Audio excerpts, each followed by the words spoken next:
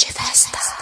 ازيكم يا شيفستات يا حلوين؟ شيفاستا هتعمل معاكم الفاصوليا الخضراء.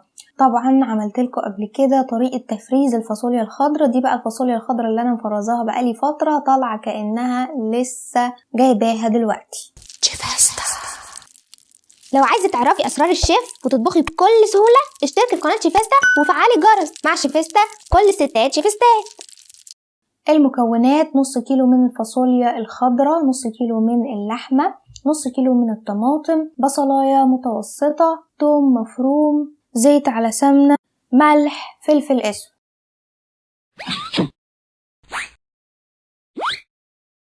اول حاجة على نار عالية بحط الحلة اللي هعمل فيها الفاصوليا واحط فيها معلقة كبيرة من الزيت ومعلقة كبيرة من السمنة. لما الزيت والسمنة يسخنوا هنزل بقطع اللحمة عشان اشوحها الاول، ده في حالة ان انا مش عايزة اسلق اللحمة لوحدها في حلة منفصلة. بقلب اللحمة على نار عالية لحد ما لونها يتغير من كل الجوانب وتبدأ ان هي تتحمر شوية صغيرين قوي، وبعدين احط عليها حوالي كوبايتين كبار من المية. ده طبعا حسب نوعية اللحمة بتاعتك هتاخد سوا قد ايه. بسيبها على نار عالية لحد ما تغلي وبعدين بهدي عليها النار لحد ما تشرب ميتها تماما وتستوي 3/4 سوا. وهنزل عليها ببصلاية متوسطة متقطعة مكعبات صغيرة قوي، وبقلب في البصلاية كويس لحد بس ما تدبل وريحتها تطلع.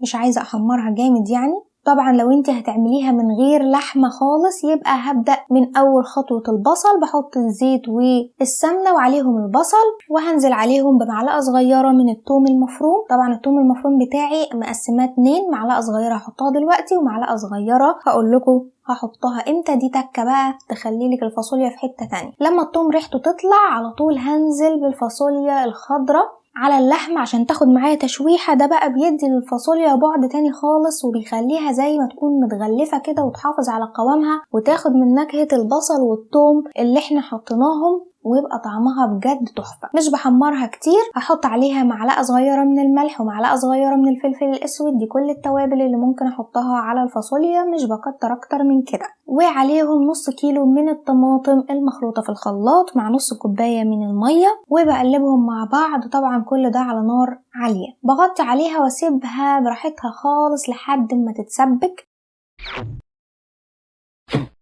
قبل ما تتسبك بحاجة بسيطة زي ما انتوا شايفين كده هحط بقى معلقة الثوم المفروم الصغيرة. دي بقى بتديها ريحة كأني عملتها كده بالطشة وتخلي ريحة الثوم موجودة فيها متروحش. كده هي اتسبكت تماما. لما تتسبك كده بشوف هل الفاصوليا بتاعتي استوت ولا لأ.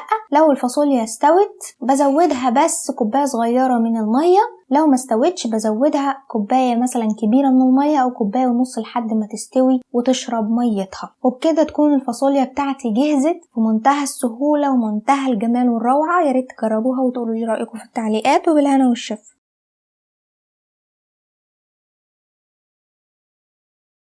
لو عجبتكم فيديوهات شيفاستا اعملوا لايك للفيديو وسبسكرايب للقناة وفعلوا الجرس اللي جنب السبسكرايب.